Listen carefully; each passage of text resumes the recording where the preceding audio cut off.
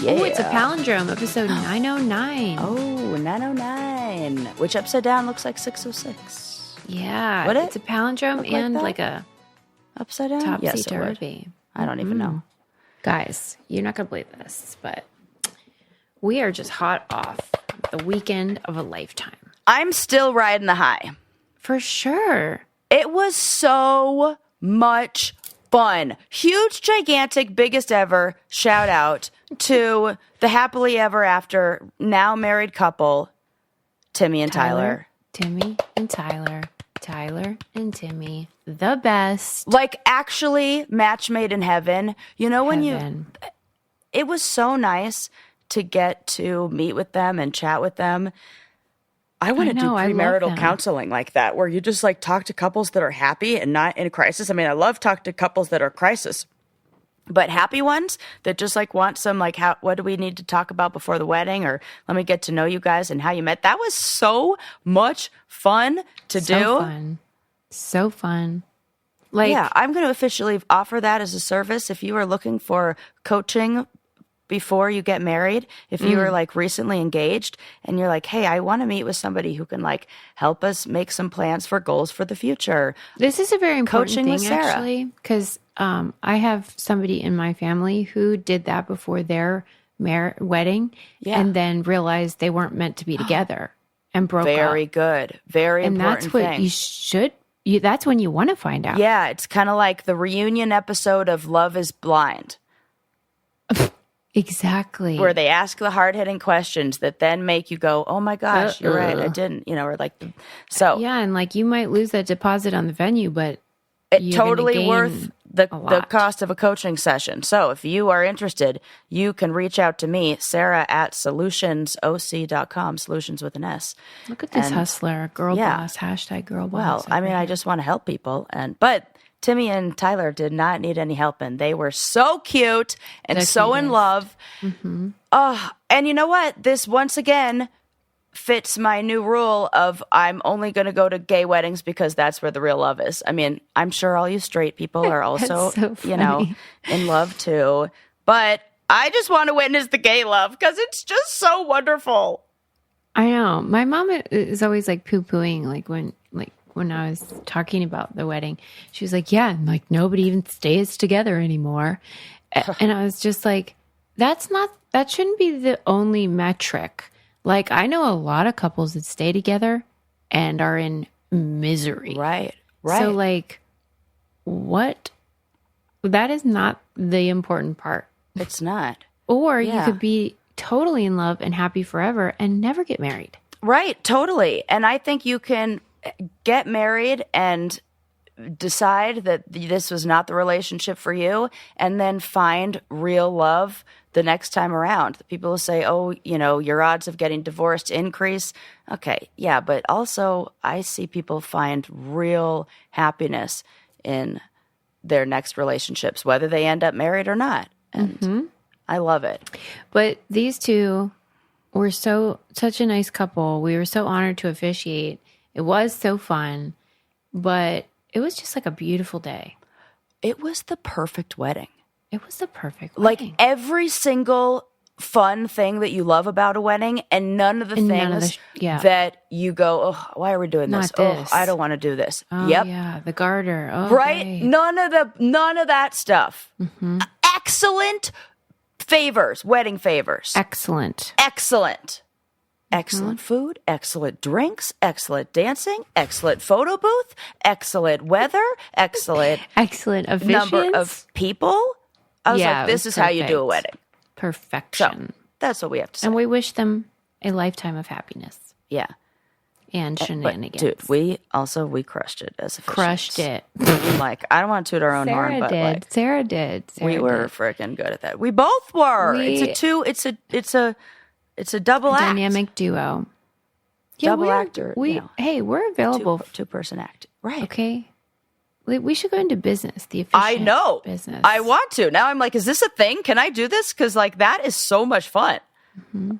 Offer our services as officiants because we will make it beautiful and custom and people laughed, people cried. I heard there wasn't a dry eye. That is a phrase and I it's heard. mostly because of their beautiful vows. But it really was. But we told them to do the vows. So right. So who's really responsible? Yeah. Yeah. People. Do you applaud the actor or do you applaud the director? And yeah. Just kidding. We're the Spielberg of gay weddings over here. Okay, but it was great to see you too, Sarah. It's never enough time. Never enough time. Never but enough. We had lots of fun. So much fun. And on my way home, I don't know if it was because it was Easter. Yeah. But I asked for a glass of wine on the plane, and they didn't even charge me. Same. Oh! And it wasn't Easter. It wasn't Easter. It wasn't for me. Oh my gosh. Mm-hmm. We just seemed like we deserved it. Yeah. That's exactly it. And they were right. They are right. We did deserve it. Although I got to tone it down. Like, whew, and you know what I did? I did too. I learned, I was just like, oh, take a page out of your book. I was very complimentary to the flight attendant because she did have adorable lip gloss. And I really did like her lip liner, lip gloss combo. And so I complimented her as we were boarding the plane. And I heard from a flight attendant that they do not like it when you board the plane while you're looking at your phone and not paying attention. They want to know like who's dialed on their side. Yeah, who's dialed in. So you say hello, you have the phone away, you look like you know what you're doing, you greet them, you make eye contact. Do not wear that pillow around your neck. Don't wear the pillow around your neck. Shit like that where you're like in slippers or like your pajamas. They are just judging. Yeah. Judging, and so am I, you may frankly. get free wine. So if you follow those, keep your those shit simple together. rules. So yes, okay, okay, but I do have some fun things to talk about. Yes, back to business. Oh, I watched an excellent documentary that I did not think I was going to like, and I love those kind, on Netflix, and it's called Minted. Have you heard of this? I don't think so. Maybe. What is it about? So Minted. Is it new? Yes, it's brand new. No, I haven't watched it. Minted looks at the explosive boom and then bust of the NFT market. Oh, okay, like crypto shit. Yes. Oh no, or those like dumbass like like the monkeys and things. The apes, like absolutely pretend things. Dumbest thing that ever happened on Earth.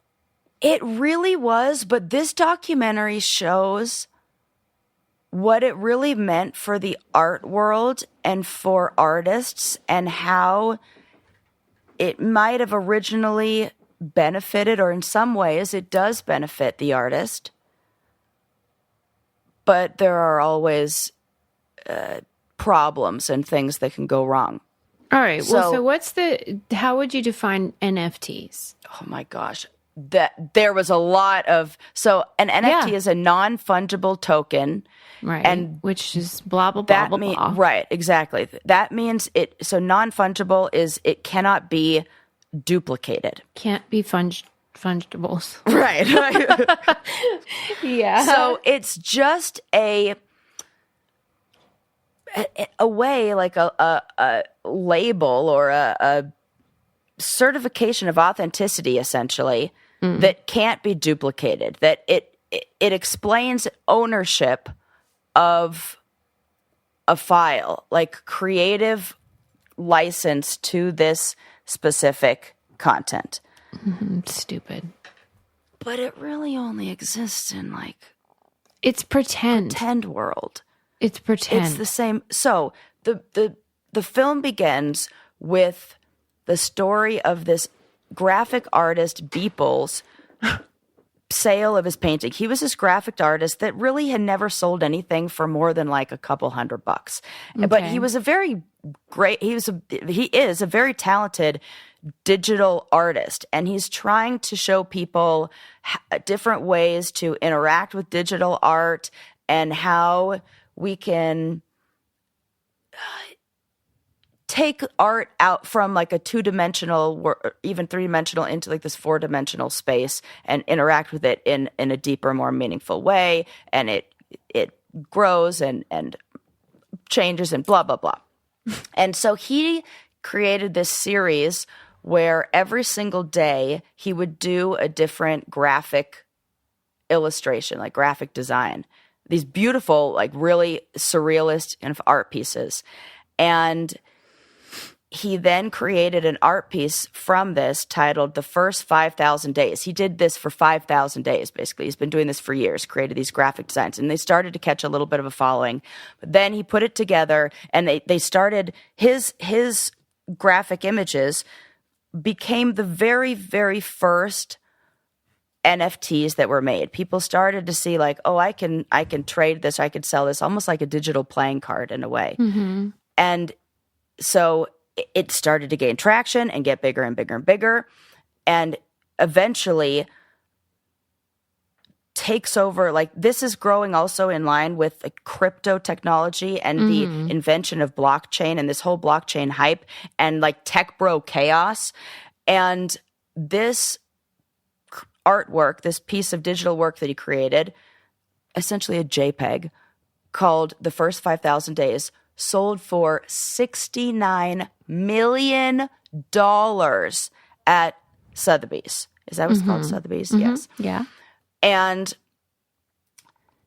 it got people interested in this world, and then more people started like creating these, and it became almost like two different types of NFTs. There were these artist-created NFTs, and then there were these other ones that were created as quick ways to like make a bunch of money. And that's when you see all those ape ones that came out, and they were, I can't remember the name of them, but they were like icons, basically, like little badges.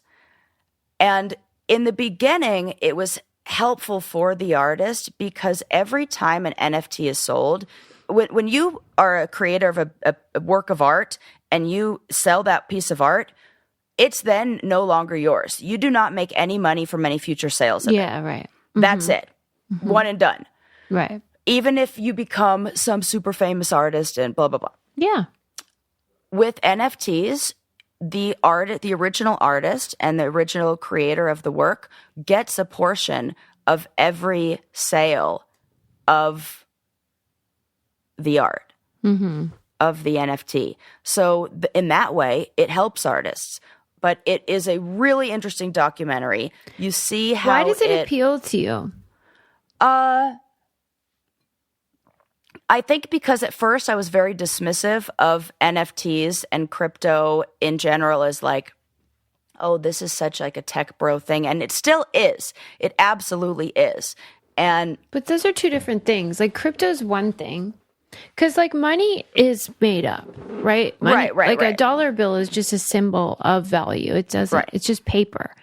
But we have all agreed this piece of paper is worth $1, right? And so I can understand why crypto is just another version of that. Right. It's weird and it's lawless and ripe with corruption, but it's still a form of currency. Whereas NFTs just are, it is like Plato's shadow on the cave wall to me. And in a way it is, but it also helped to, or maybe served really, to educate people or raise awareness about crypto. If you're somebody who's like, what the fuck is crypto even? And what the hell are NFTs? And I don't understand what this means.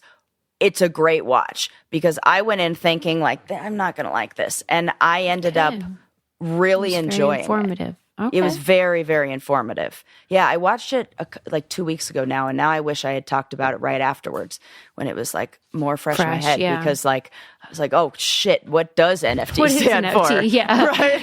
Like, well, something we love and does have value and isn't pretend is our Caraway cookware and bakeware. Oh, I was just using mine this morning. And as I was using it, I was thinking about how, isn't it great that I have a pan that I can cook bacon in that will wipe clean?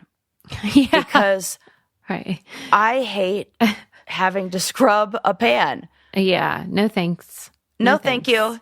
Yes. They're, I used to be obsessed with the bakeware and like, I still am, but now it's like the cookware is what I use every day. Every day. And so I'm struck by it each day. Yeah. And now I can say, oh, sorry, go ahead. No, go ahead. I was going to say, now I can say I've owned it for over 2 years, almost 3 years now. Mm-hmm. And I think there is this idea that ceramic, like cookware, it loses its will not efficacy. stay good, or it gets chipped or something like that. I'll show you the inside of that pan. Yeah, that's looking too. Like day one, inside and outside. I agree. And that is really fantastic because I am not. I do not want to. I want to buy one thing that's quality once, and then have it for a long time. Yeah. Thank you very much. And now they have. They're launching glass airtight storage, so your pasta and grains and snacks, all that stuff in your pantry, you can have. Oh my gosh, mine's in plastic, and I'm trying to get rid of all of that now.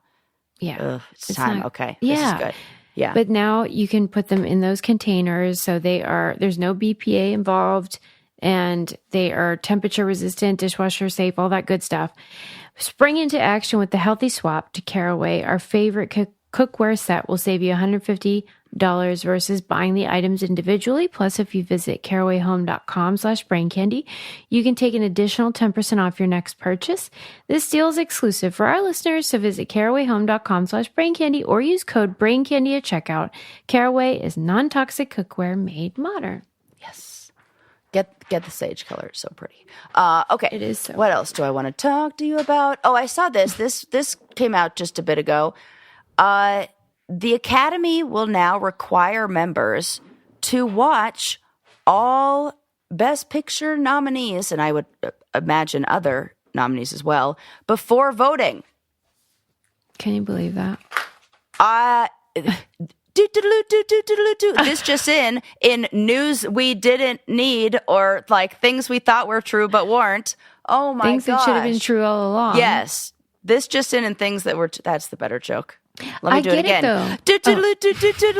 This just in on things we knew all along. It's because like, I get why they didn't require it. Because every category has different films, and that's a lot of movies to watch. Yeah, but you only vote for what you are what's in your... Oh, is that true? Yeah. Okay, so if you're in the Academy and you're telling me only directors, no. Oh, maybe that's not true. If you're in the Academy, you vote in every category that you want to vote in. Because Ryan's in Should we call Sally? No, I'm telling you. Does he vote for all of them? Yeah, if you're in the Academy, you get to vote for every category that you want. Voters will now be required to see all nominated films before final voting.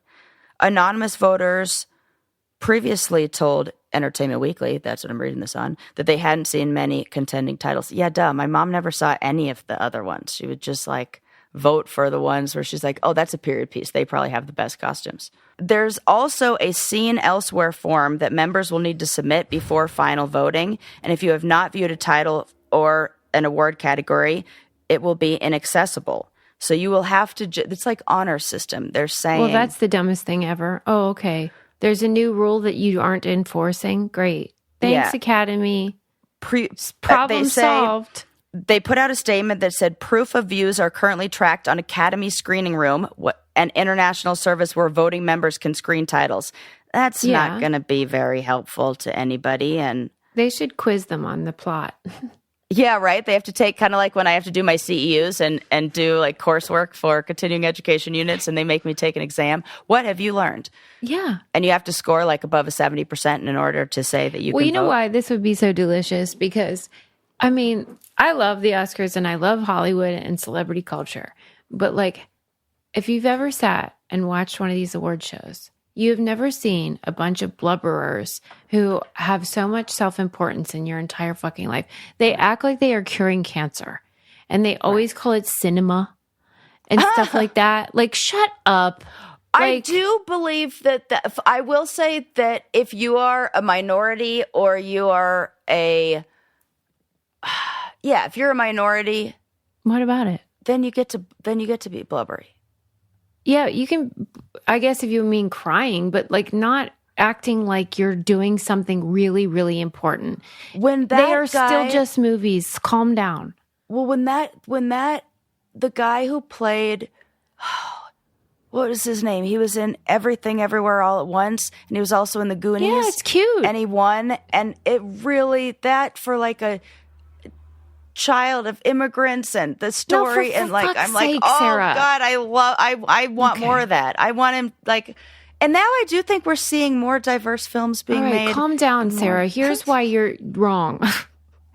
You're wrong because every field is like that. Architects, fucking servers, the bus boy down the road. Like, stop acting like what you do is more important just because it involves celebrities, so then we all pay attention to it. Well, I agree with that. It's not any more important, but they don't have the Architect of the Year award televised. And I bet if I went to that award show and there were somebody who received an award and they were getting emotional like that, I would be. Trust me, you've been around academics. Nobody's jerking each other off like that. No, they aren't. This is a very Hollywood It's because behavior. They're actors. Yes. And that's part of the nature of it. They have been told that what they do is so important that they actually believe it. It's the you like me, you really like me. Yeah, right. But again, like I prefaced it by saying, I do love it. And the movies do have an impact in culture. The Nobel Prize winners don't do that. They don't. Right. Actually, most of them are like, oh, for Pete's sake. Ugh. All of them. And they're all annoyed that they get calls at 6:15 in the morning because they call in like the time in Oslo or something. It's not that these things can't change lives. They do. But like, that's good. They do not have enough sort of self-awareness sometimes. And these Oscars are the worst in that regard. Yeah. Well, and it makes what I thought when I was reading about this is every award show is fake. Like all of this is fake. It's not because real. Voting, any kind of voting. Yes. I had this moment where, and stick with me on this ride. I'm where with you. I was one time shopping at Nordstrom.com, and on Nordstrom I saw this sweater that was my favorite sweater I have ever owned in another color. And the sweater got 2.5 stars.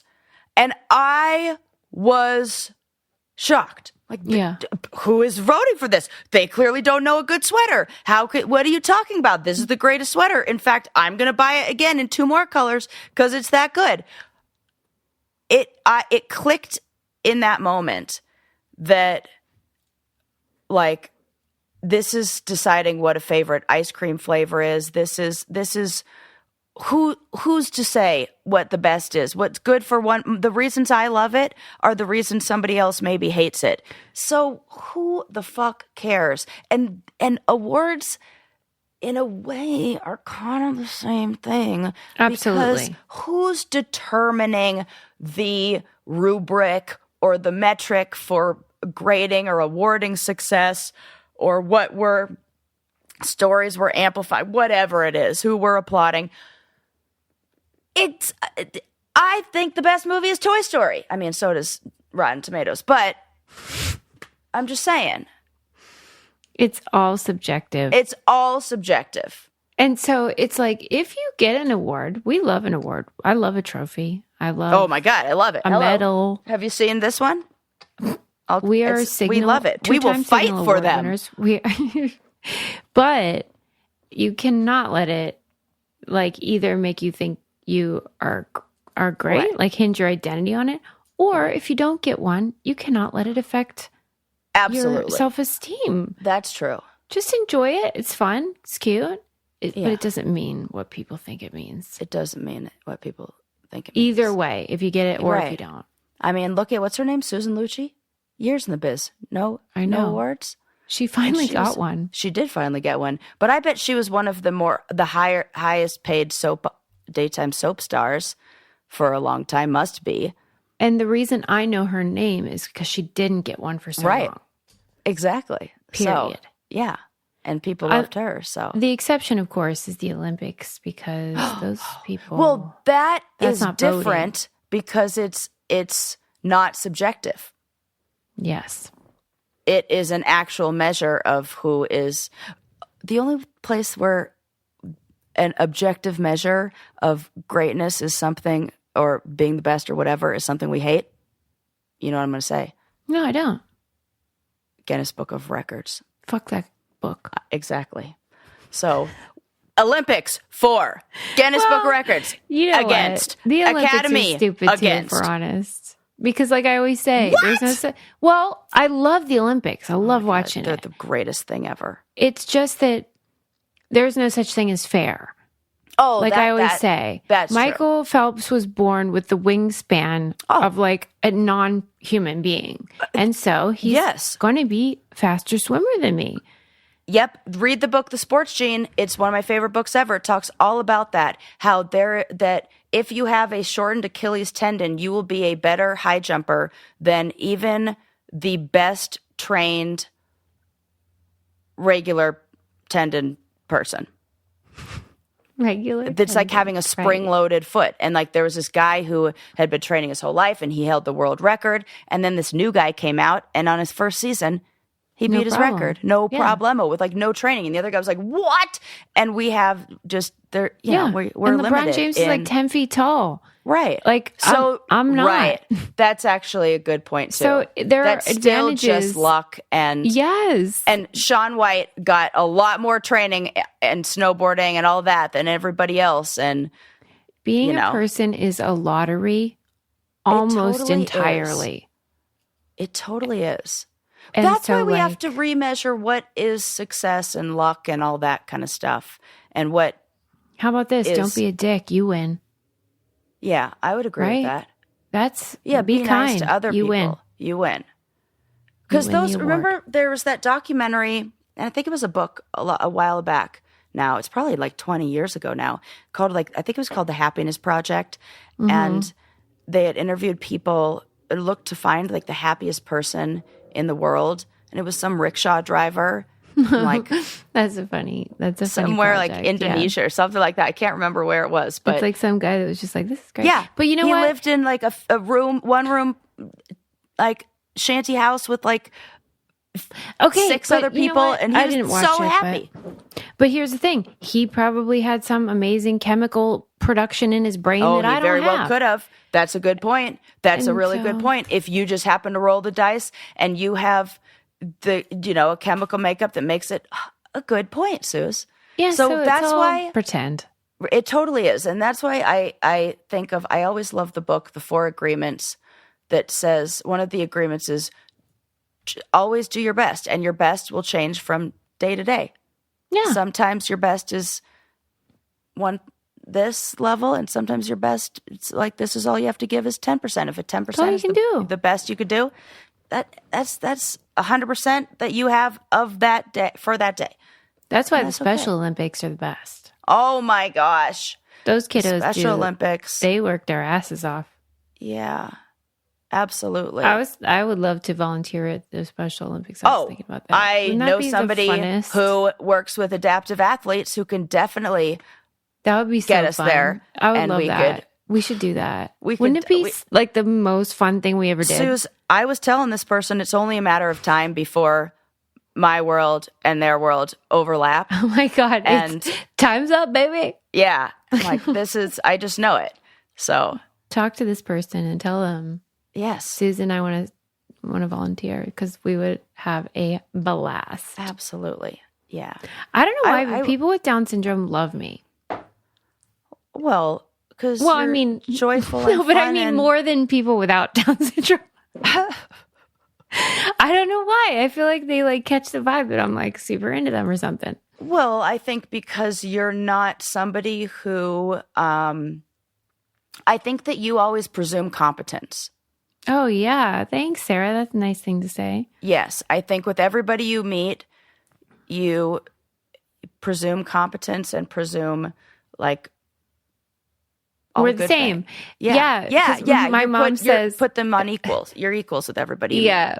My mom says you're not a respecter of persons. And I never knew what that meant. But like, I don't know why she phrases it like that, but what she means is like, you think everyone's like this on the same level. You don't think some people it does sound like it's an insult, but it's a compliment. You're not a respecter.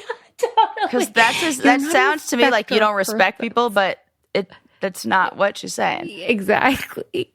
But yeah, so is that a quote out of the Good Book or whatever? I don't think it is, but somebody must have said it one time and then she like absorbed it and won't shut up about it. Like that sounds like that biblical wording where it's like, what the fuck kind of riddle did you just say to me? Why does the Bible sound like riddles? And Peg even more so, because half the time she doesn't even know what she's saying. It's either a riddle or an innuendo, that whole book. Yeah. Peg, what are you talking about? Are they talking about what? Oh, they are. Oh, okay. Goodness. I'll tell you what I'm talking about, and that is Honey Love leggings, which I just took off because I was wearing them on my flight. Oh, well, I was wearing some under my dress. Not the leggings, but the shapewear. Were you at the wedding? No, because I always have. I don't like the legs rubbing together. Yeah. Wow. That's so cool. Yeah. I didn't even think of that. Well, yeah, because when you're like in a dress all night long and you get sweaty and then it's like, right, I got we the had whole dance chafe moves. thing. I can't be doing that. I need to keep it like loosey-goosey in there. Well, and they have a new item now. I swear we put this in their like imaginary suggestion box a while ago. They have a superpower short, which I'm psyched out of my mind about to get. Hello. Thank you for listening to our feedback. I'm just going to pretend like we were on the team that came up with that. Treat yourself to the most comfortable shapewear on earth and save 20% off site-wide at honeylove.com/braincandy. Use our exclusive link to get 20% off honeylove.com/braincandy. After you purchase, they'll ask you where you heard about them. Please support our show. Tell them we sent you. Experience the new standard in shapewear with Honey Love. Okay, what else do I want to talk to you about? What do you want to talk about? Let's see. Do you want to hear an annoying fact about space, or do you want to learn about a new color? Well, I'll do the space one. Okay. Because I was seeing that about the new color, and I feel like we don't know enough yet. I feel like they're jumping the gun with this thing. I mean, it sounds awesome, but we can't see it because it's not on screens. Well, yeah, and you can only get it by zapping a laser. So at your if I retina. can't It's like, see what it, the fuck? Okay, well now we're talking about the color. So I'm excited about it. Scientists say, UC Berkeley scientists say that they have created. Well, they have created a hypersaturated tealish color that's called OLO, O-L-O, by zapping one cone cell at a time in the retina. First of all, who signs up for that experiment? Right, who are these volunteers? Go ahead. Zap my old retina over here. I got macular degeneration that runs in the family. I'm not taking any chances. You have to stop manifesting that. Because you've talked about that a lot, and I don't want it to come true. Because my whole family talks about it. Where they're like, okay, you got to do these things to prevent it. My aunt's getting shots in her eyeball. Jesus. Yeah. So I'd rather degenerate, I think. Oh, I know, creepy. That sounds terrible. Because like there's no numbing it, because numbing it would also require a shot in the eyeball. So it's like either way, you're getting a fucking shot in the eyeball. They can't make drops? No, they got to shoot something into somewhere deep in. I don't fucking know. They got to do something. All right. Sorry. They got to do some. Apparently, they're doing something. That's all I know. That's about the extent of my knowledge. What are they doing? Something. All right. Something's info, happening. Sarah. But in this test that they're doing, I guess it bypasses the RGB method. and goes directly to the cone of your eyeball. Like it passes the filters that then, you've got those RGB, like the little receptors for color. Yeah. It's kind of like when we were talking about how there's no such thing as purple. It's like the colors canceling out. It's that red and blue. I'm just laughing receptor. Because like if I compare like your notes on this to mine, it's totally different. Like I don't care about any of those words, right? Like anything that like I don't understand. I'm like, yeah, that's boring. I don't know. And so like I just write down different stuff. Like, okay, it's just targeting the green sensitive cones. And then gets rid of those other ones. And and then they can see colors that you can't see normally. Like, but yours is like very scientific. Yeah. Well, I'm like, we do pull maybe different info about. Yeah. Like different things. That's why it's the Brain Candy podcast and we're left-brained and right-brained and all that. What I want to know is why they think it's so exciting if they did say something about like it could help with colorblind people maybe. Yeah, it falls outside of the usual color gamut, I guess, which is so hard to even wrap your mind around because then when you see like a color spectrum and they have teal on there, you think like how could this be a different kind of teal? But maybe in the same way when they invented neon colors or fluorescent colors, those were not seen until we had kind of captured them in some way. So I'm sure that there's something, it seems like it, their description of it. They won't shut up about it. Seems gorgeous. It reminds me of that cobalt color of or maybe one of those like tealy colors on a bird that are so iridescent and you can only see on like those bird feathers or something. Mm-hmm. But maybe for the color blindness, it has something to do with color still reaching after you've bypassed that. Yeah, they must see certain cones. The fact that they were able to activate this for some eyeballs, people seeing it, then they think, well, if you're colorblind, maybe we can activate the typical colors somehow. Yeah, or somehow like bypass that to send the message of color or light or something to those receptors that maybe would help with people who have colorblind people don't seem too upset about it though. I don't know anybody that's like... Because they don't know any difference. Right. Just like we're not sad missing out on this turquoise. My brother Lucas is colorblind. Yeah, he's not losing sleep over it. No, he's not losing sleep, but we do want to get him those glasses. Yeah, get him the glasses. That's a hoot. But then he'll know what he's missing, and then he'll be sad about it. Yeah. Because if I saw this turquoise, and it was like magic, and I felt like it was a drug or something, and then I couldn't see it anymore after I took the whatever off.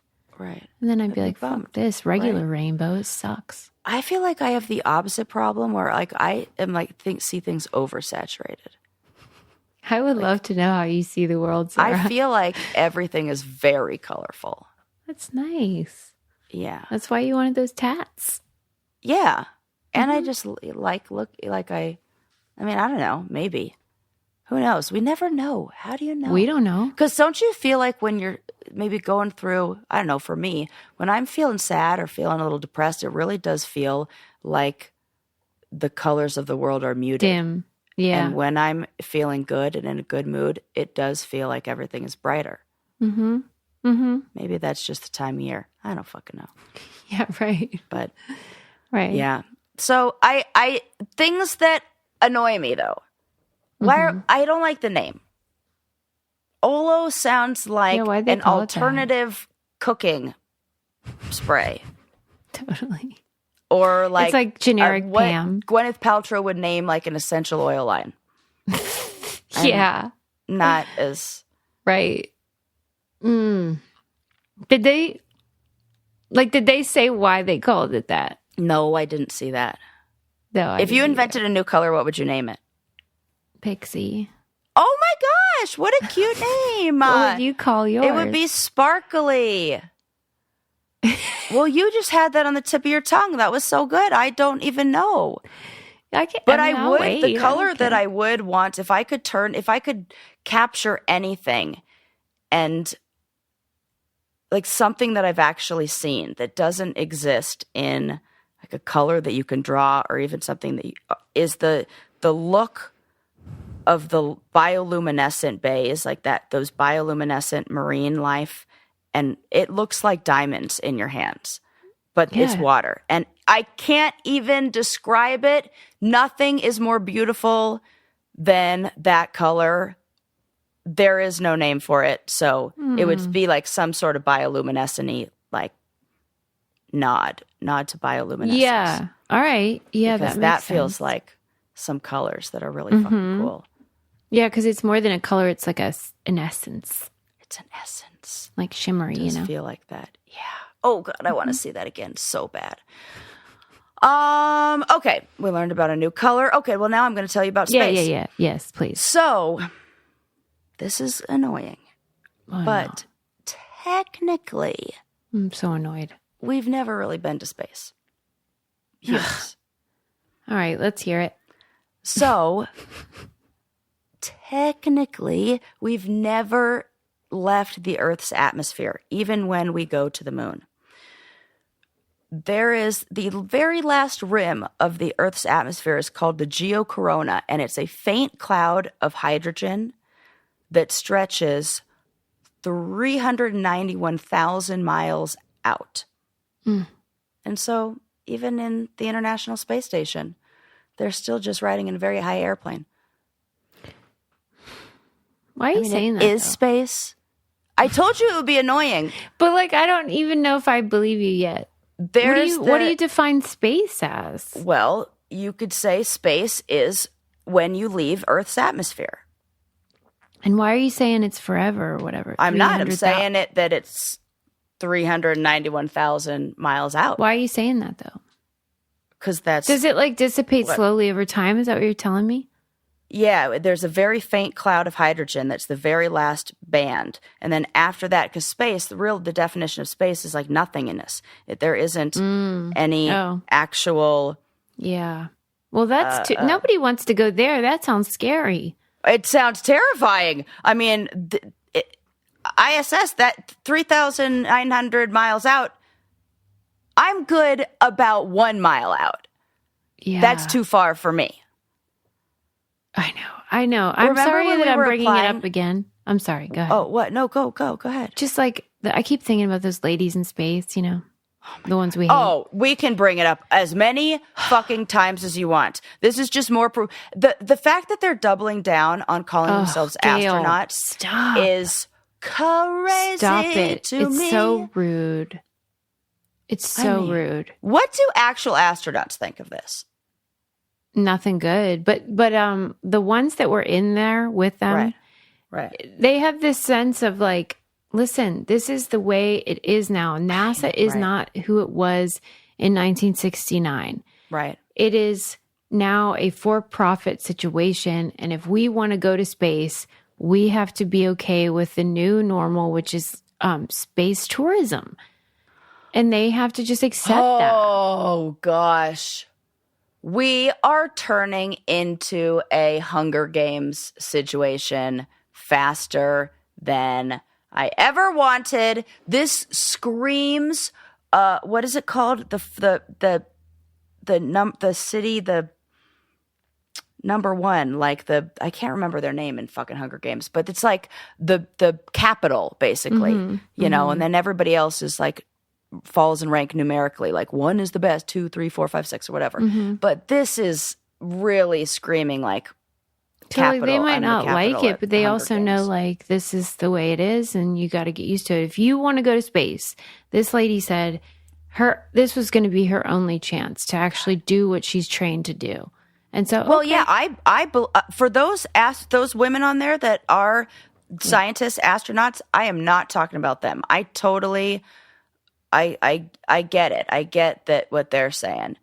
It's just the hypocrisy of being the celebrity who says we have to be environmentally conscious and save our planet and blah, blah, blah. And then take space rides that... It's the dumbest thing ever. Would could pay for, you know, all the school lunches for every kid in America for But because I've been thinking about it, because this is in the news, I was just thinking like what that would feel like to go up. And even though it doesn't sound like 11 minutes is a long time, that's a long time to be like weightless and away from the planet. I could do it 0 seconds. I would not. It's scary. When we auditioned for Beast Games, they asked, "What are you afraid of?" And like one of the questions was, "Would you be afraid to like go to space or something?" And I said, "Would you go? Yes. What would you do for $1 million?" And you had to check all of them. And Sarah, I don't think you checked that one. No, I'm not checking it. I won't even go on a helicopter for like. I would do it for $1 million. I don't know if I don't know. Maybe, but it would be a hard choice. The point is, it sounds like, oh yeah, that'd be fun. But then when you really think about it, it's like, oh boy. How high up did those gals go? I don't know numbers. I just know they were weightless. Yeah, you just go to where there's no more gravity like that. Mm-hmm. There is something called the Kármán line that's 62 miles up. That's this arbitrary marker that I think might be that more, I don't know, like what we consider. Yeah. Like this. I think that's fine. Not a hard boundary, but. Who put this out that was like, we've never been to space? Who said that? Guaranteed some, I think I read this in like New Scientist or something like that in some nerdy magazine where it was like, technically, we've never been there. Right. This is an infraction technically, of you words. Are incorrect. Yeah. All right. Well, thank you for correcting me. I do have one more story for you. I read this. I think this was in the Atlantic. I read this article about a guy who was talking about the cost of hobbies. And it was a depressing article. Oh, no. Because I keep reading about hobbies, but it's not depressing. I know. Well, a couple weeks ago, I was going to share, I never got to it, but I was going to share about how grandma hobbies are on the rise and how we're seeing this rise of all of these hobbies that your grandma did. And I'm like, yes, thank God, I remember finally. You mentioned that. Yeah, like quilting and then or something or what? Quilting, sewing, knitting, even like crossword puzzles. Yeah. Like these things are on the rise. Gardening. Yeah. All really, really, really good for your health. Really beneficial for keeping your mind sharp and longevity. And we're seeing all of these studies that show about. Sorry, go ahead. This article was highlighting hobby prices and how as hobby prices increase, it can sometimes mean the collapse of community in those hobby spaces, and it can price people out of getting to do things that they enjoy. And so the article is saying that the cost of hobbies, he talks about how he loved to go, what is it called? Skeet shooting with the clay pigeons and how that was like $25 for a box of clay pigeons. And it was a hobby that when he got into it was costing him like $240 a month, which, is not nothing. And that the cost for shooting, knitting, fishing, all of these hobbies has doubled or even tripled in recent years. And as somebody who loves outdoor sports, I see that all the time. Like what? So a lot of lakes are now lakes where you can't just throw your paddleboard in and go paddle around, where now you have to pay an entry fee to I don't like that. Why are they doing that? The day. That should come out of taxes. You would think. I do think. They don't at the Evergreen Lake in good old Colorado. That should come out of taxes, like the maintenance of a third space, a park or whatever, should come from the entire community. I agree.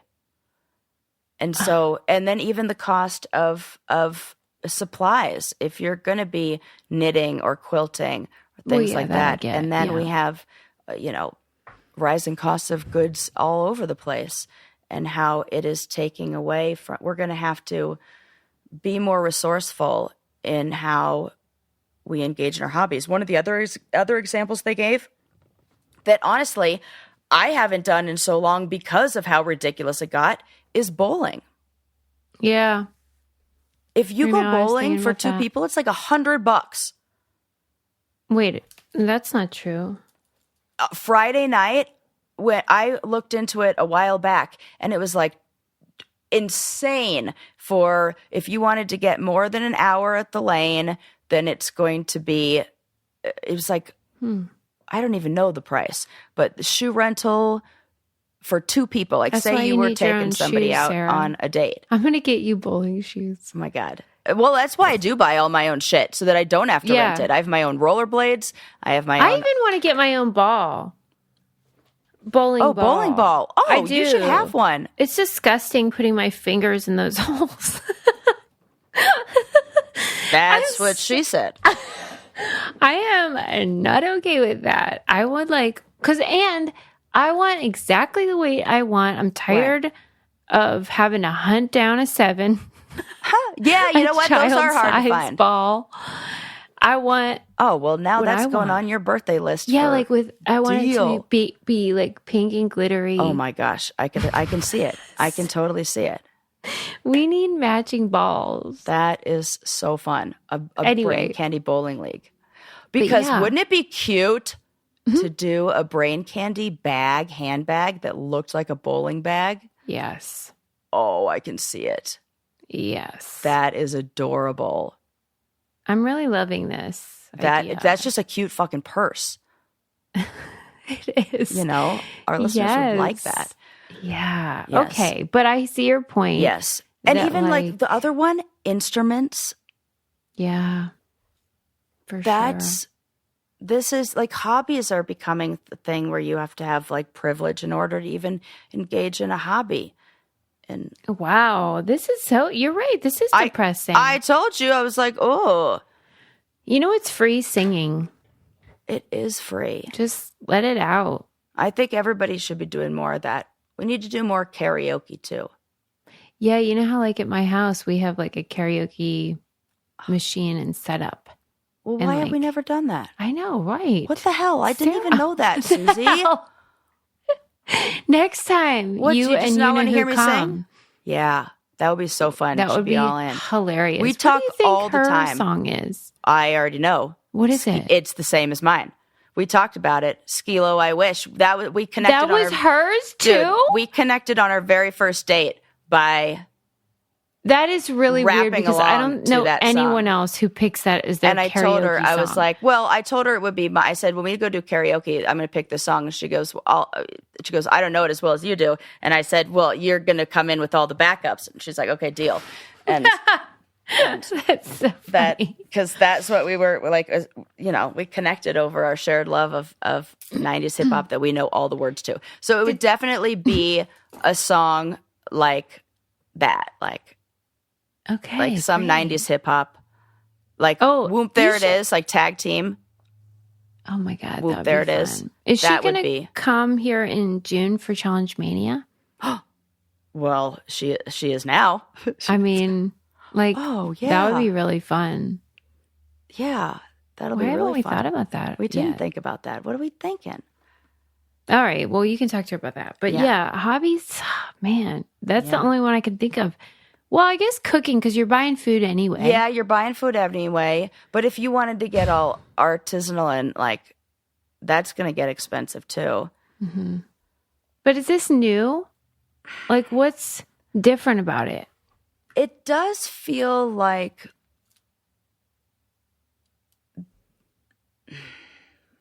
there's this idea maybe that you have to. Well, okay, I know I can when there isn't a community or mentorship, then you have to pay to learn the hobby or the skill. Like I paid to do a backpacking, like survival training. Right. If I were part of a community and was engaged in the community or learned, then it would be information handed down. I think about that with fishing. I think about that, like all the new skills that I want to learn, I have to pay somebody a lot of money to teach me. Yeah. And so that we need like hobby mentorship. Okay. That's interesting. All right. That is a bummer. Yeah. Or like just the cost of things like like climbing gyms, like their memberships are expensive now. It's crazy. There's just a big like hobby inflation. I think also maybe during the pandemic prices shot up for these kind of things and they never went down. Don't forget you can rent or yes, borrow from your library instruments. Yes. And stuff like that. Instruments, if you live in a mountain town, you could borrow camping gear. Even if you don't. I worked at the library or the sports equipment rental at the gym at Cal State Long Beach. And we would rent camping gear, bikes for triathlons or anything you need. Yeah, that's an option. It's not as good as having your own, but it's better than nothing. It's great if you want to try it and you want to. Yeah. You know. Give it a go. That would be a fun like little workshop to host. Like getting outdoors. Here's what you need with Sarah. Oh, I love that idea. Yeah. How to not die on your day hike with Sarah. Exactly. Yeah. Oh, Sarah, you taught me so much today. Oh, I mean, I hope so. Yeah, you did. And then I said, life's not fair. Yeah. And awards suck. Life's not fair. That color's dumb. Space girls are stupid. Girls that pretend like that you need to be hot to go to space. Right. Can go fuck themselves. Yeah. All right. Well, thank you for your service. That was excellent. People, if you want our reality TV content, check out patreon.com/braincandy. And please like or subscribe and leave us a 5-star review.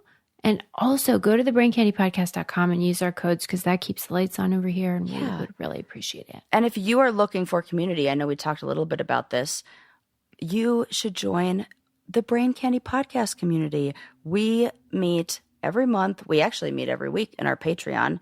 And we are like a little family. We all support each other. It is so much fun. We laugh a lot. And we share hobbies. We share so much. We laugh. We cry together. We learn together. And I guarantee you, the members are just like you. So you should join too. All right, people. We'll see you next time. Bye.